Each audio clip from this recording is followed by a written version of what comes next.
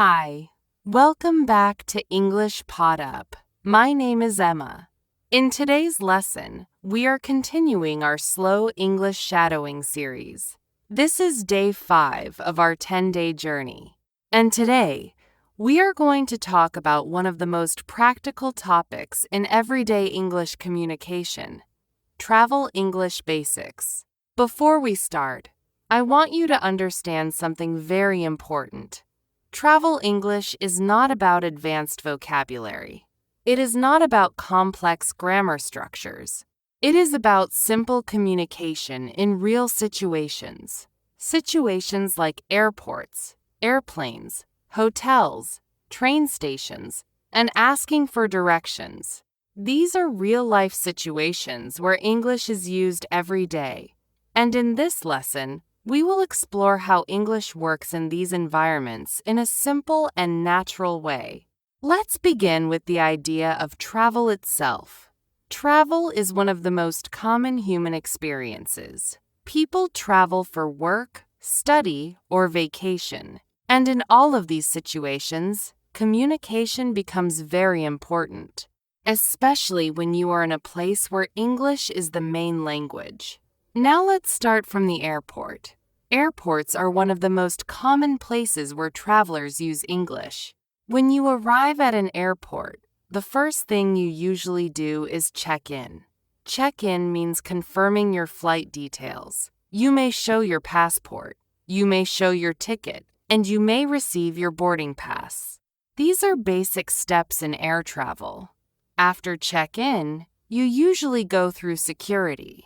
Security is an important step where your luggage is checked. Then you wait for your flight at the boarding gate. Now, let's think about simple English phrases used in airports. People often ask simple questions. Where is the check-in counter? Where is the boarding gate? What time is the flight? These are very useful questions. When your flight is ready, you board the plane. You find your seat. You sit down, and you prepare for the flight. During the flight, simple communication may still happen. You may hear announcements, ask for help, or simply listen and relax.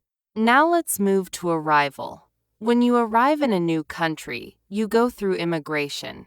Immigration officers may ask simple questions. Where are you from? What is the purpose of your visit? How long will you stay? These questions are simple and direct. Now, let's move to another important travel situation: hotels. When you travel, you often stay in a hotel. Hotels are another place where English is commonly used. When you arrive at a hotel, you check in at the reception. You give your name, show your reservation, and receive your room key. Now, let's think about simple hotel English. People often ask questions like, do you have a reservation? What time is check-out? Where is the breakfast area? Is Wi-Fi available? These are simple but very important questions. Now, let's talk about the hotel room. When you enter your room, you may check basic things. You check the bed, check the bathroom, and check the lights. If something is missing, you may ask for help. Now let's move to another travel situation. Transportation. When you travel in a city, you often use buses, trains, taxis, or metro systems. In these situations, simple English is very useful. For example, you may ask, how can I get to the city center? Which bus goes to the airport? How much is the ticket? Where is the train station? These are very common travel questions. Now let's think about directions. Asking for directions is one of the most important travel skills. You may be in a new city. You may not know the area. So you ask people for help. Simple direction questions include, where is the nearest restaurant? Where is the hotel? Which way is the train station? How far is it?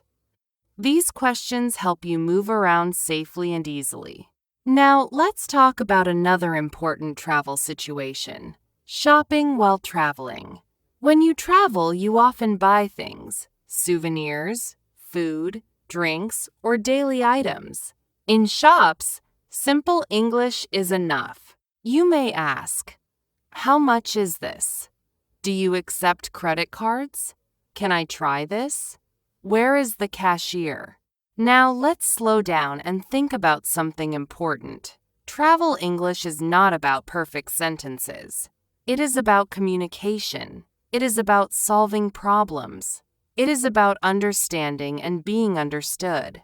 Even simple words can help you a lot in real situations. Now let's connect everything together. At the airport, you check in, go through security, and board your flight. On the airplane, you travel to your destination. At immigration, you answer simple questions. At the hotel, you check in and ask for information.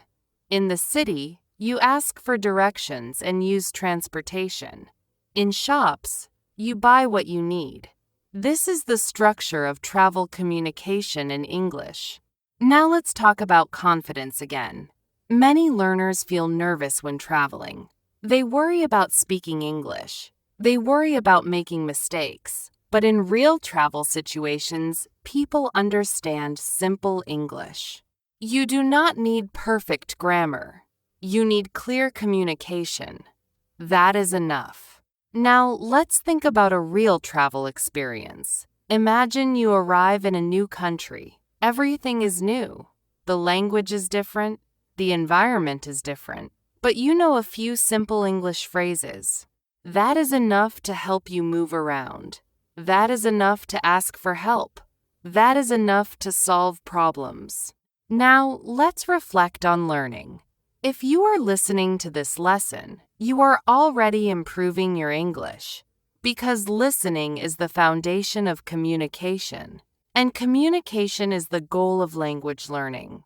Now, I want to encourage you. If you are following this slow shadowing series, you are building real-life English skills, step by step, day by day, without pressure, without stress, just consistent learning.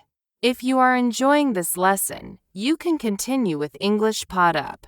We are creating a full 10-day shadowing journey to help you improve your English naturally. You can also subscribe to stay updated with new lessons. And you can share this with someone who is also learning English, because learning together makes everything easier. Thank you for being here today, and I will see you in the next lesson.